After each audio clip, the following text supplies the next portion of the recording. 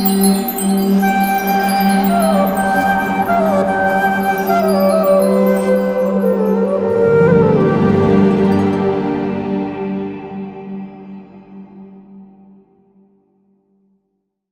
Krishna. The enemy is a very good teacher, the Dalai Lama. Normally, we divide the people around us into different categories. These are my friends, these are neutral, and these are my enemies. And we often stay very suspicious, hostile towards our enemies, fearful sometimes, because we fear that they may attack us anytime. Yes, if some people are hostile to us, then we do need to protect ourselves. But at the same time, we don't necessarily have to see them negatively. If we have a materialistic worldview, then we think that this life is the only life we have, and material things are the only things that we can gain, and material happiness is the only happiness that is available for us. And people who threaten either our life or the things that can give us enjoyment, we feel they are my mortal enemies and we see them very negatively. But a spiritual worldview infuses our entire vision of everything with positivity, including our vision of our enemies, whom we can see as very efficient, effective teachers. Thus, for example, the Bhagavad Gita offers us a worldview in which it explains that the universe is like a university. All of us are spiritual beings on a multi-lifetime journey of spiritual evolution. We are meant to learn lessons in wisdom and love. And the way we learn these lessons is by our choices, by our experiences, by our realizations from our choices and our experiences. So we all have certain weaknesses. We may be short-tempered, we may be attached to certain objects, we may have our addictions, and these are our weaknesses. And sometimes our friends, our well-wishers, our teachers may tell us, don't do this.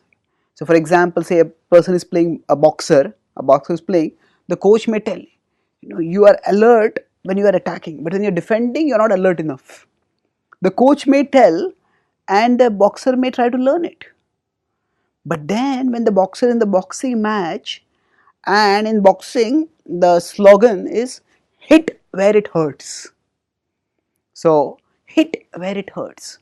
So the enemy hits, and then when the boxer gets hit again and again, and boxer gets disoriented, dizzy, then, this is such a dangerous weakness in my defenses, I have to learn. And on being battered by the enemy, the boxer learns. So the enemy may not have the intention of teaching, but the effect of learning can happen in this boxer because of that enemy. So in the same way, we all have our weaknesses, and what is often seen graphically on a sports field is also holds true, although not that graphically, in real life. So our enemies often force us to learn the lessons which our well-wishers have been telling us.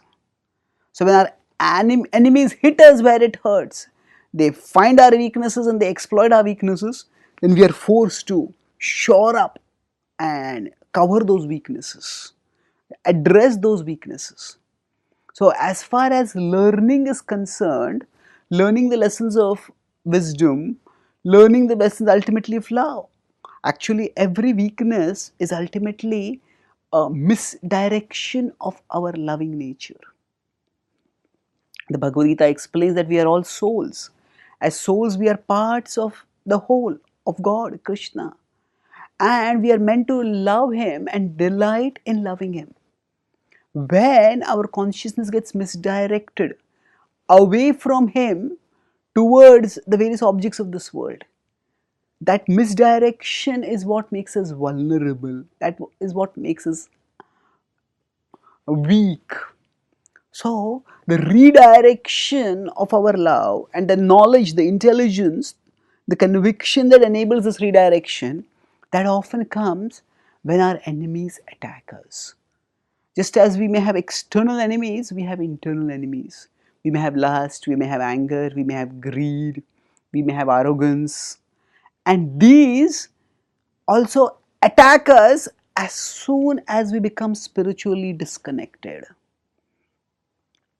So, as soon as our focus on our true identity and our true purpose, which is spiritual growth, that wavers, then immediately we become allured by various temptations.